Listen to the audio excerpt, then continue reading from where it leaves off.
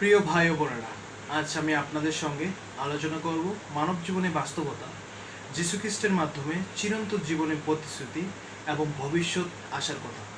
আমরা বাইবেলের 4টি অংশ দেখব: আদিপুস্তক, যোহন লিখিত সুসমাচার, মথি এবং প্রকাশিত বাক্য থেকে।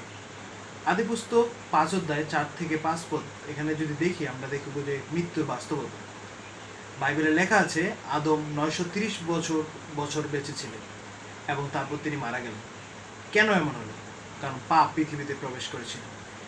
ঈশ্বর সতর্ক করেছিলেন, তুমি যদি নিষিদ্ধ ফল খাও তুমি অবশ্যই মরবে। আদম দীর্ঘ জীবন পেলেও শেষ পর্যন্ত মৃত্যু থেকে গ্রাস করল। এ থেকে আমরা শিখি, মানুষ যত ধনী হোক, যত দীর্ঘ জীবনযাপন করুক, মৃত্যু থেকে কেউ বাঁচতে পারে না। মৃত্যু হলো পাপের পরিণতি। চিরন্তন জীবনের সংজ্ঞা যদি আমরা দেখি, যোহন লিখিত সুসমাচার 17 অধ্যায় 1 থেকে 3 পদ। কিন্তু ঈশ্বর আমাদের মৃত্যুতে ছেড়ে দেননি।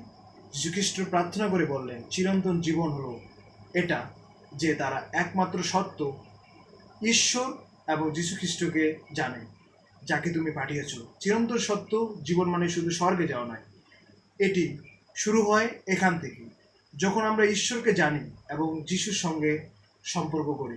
এখন জানা মানে শুধু জ্ঞান নয়, বরং ব্যক্তিগত সম্পর্ক, যেমন আমরা একজন বন্ধুকে গভীরভাবে জানি।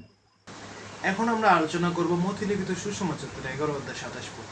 এখানে লেখা আছে, ঈশ্বরকে জানার একমাত্র পথ। যিশু আরও বলছেন, পিতাকে কেউ জানে না, শুধু পুত্র, আর পুত্রকে কেউ জানে না, শুধু পিতা, এবং যাদের কাছে পুত্র তাকে প্রকাশ করতে চান। এর মানে হলো, আমরা নিজের বুদ্ধি বা ধর্মীয় কাজের দ্বারা ঈশ্বরকে চিনতে পারি না। শুধু যিশুর মাধ্যমে আমরা ঈশ্বরকে সত্যিকারে জানতে পারি। তাই যদি আমরা চিরন্তন জীবন চাই, তবে আমাদের যিশুকে গ্রহণ করতে হবে, কারণ তিনি ঈশ্বরকে প্রকাশ করেন। ভবিষ্যতের আশা, প্রকাশিত বাক্য তার 21 অধ্যায় 3 থেকে 4 পদে আমরা যদি দেখি, শেষে বাইবেলে আমাদের এক মহৎ আশা দেখায়। প্রকাশিত বাক্যে লেখা আছে, ঈশ্বর মানুষের সঙ্গে থাকবেন, তিনি আমাদের চোখে সব অশ্রু মুছে ফেলবেন, আর মৃত্যু থাকবে না, কান্না থাকবে না, শোক ও যন্ত্রণা থাকবে না। প্রিয় ভাই বোনেরা, এটি একটি দারুণ প্রতিশ্রুতি। আজ আমরা এই কষ্ট, দুঃখ, মৃত্যু ও যন্ত্রণা ভোগ করি, সব একদিন শেষ হয়ে যাবে। ঈশ্বর একটা নতুন পৃথিবী তৈরি করবেন, যেখানে তিনি নিজে এবং আমাদের সঙ্গে বসবাস করবেন। আমেন।